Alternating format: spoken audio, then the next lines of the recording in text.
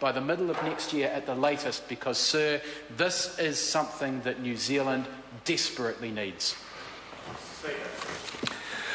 I call the honourable member David Bennett. Thank you, Mr. Speaker. You're welcome. It's a pleasure. Just speaking in regard to the Land Transport Amendment Bill, this is a very good bill brought by the Minister. It's something that, as that last member has said, and the Minister when he spoke, that is something that has been a long time coming.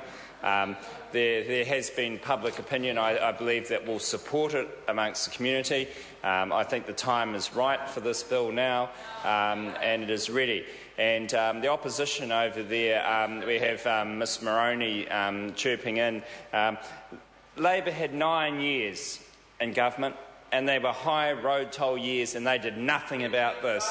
And they did nothing. And it's all right for them to say those things now, but when they had the chance, they weren't acting. We are acting. We have got the research. We are putting this bill up, and we have acted in a very consistent way.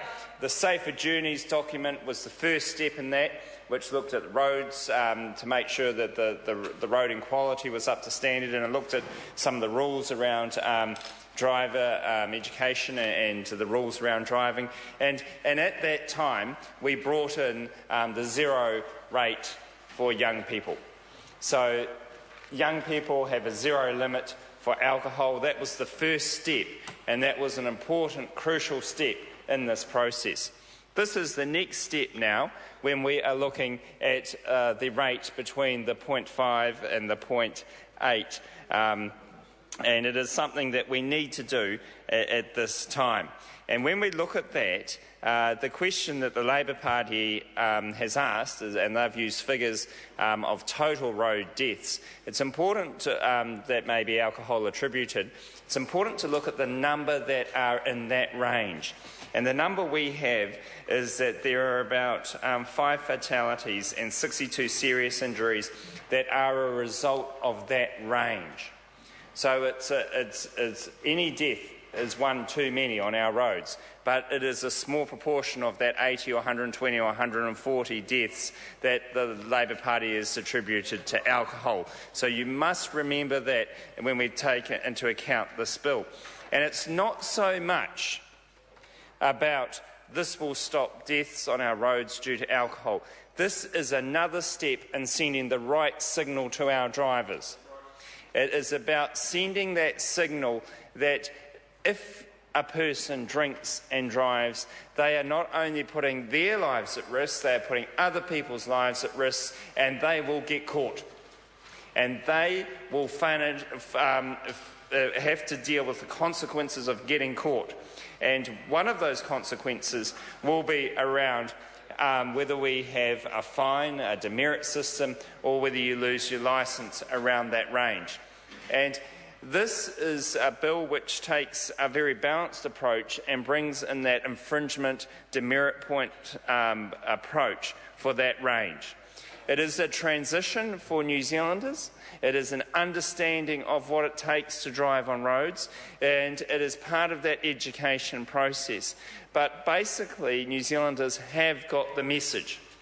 There are some that haven't got that message, and they drink large quantities of alcohol and drive and cause very difficult situations for our emergency services and for many people involved in those crashes. There is a possibility that you could go to a total sense that the Labor Party is talking about of losing your licence if you're over that limit. That is a possibility.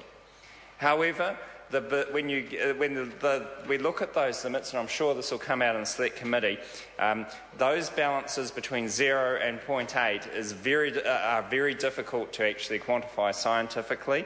And personally for different people with their ability to absorb alcohol and all those other things. So there is a set range which this bill takes into account the different aspects of the ability for people to drive and also to accommodate what alcohol may be in their system. But it sends a very clear message that Any alcohol is putting you as a driver in danger of becoming an infringement with the police. And that is the message that we want to send to people, that they shouldn't drink and drive. We've done that with young people. This is the process where we're doing it with the adult population, and this is a good bill, and it's in the right track and the right frame, and the Select Committee will, I'm sure, have a good look at it to make sure that we get it through the House as well as possible. Thank you, Mr. Speaker. I call the honourable member